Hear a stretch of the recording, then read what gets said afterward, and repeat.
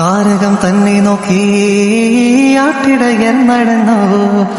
തേജസ്സു മുന്നിൽ കണ്ടു, അവർ ഭീതലൻ തങ്ങൾ വന്നു. വർണ്ണരാജികൾ വിടരും വാനിൽ, വെള്ളിമേഘങ്ങൾ ഒഴുകും വാനിൽ. താരക രാജകുമാരിയോടൊപ്പന്ന് തിങ്കൾ കലപാടി.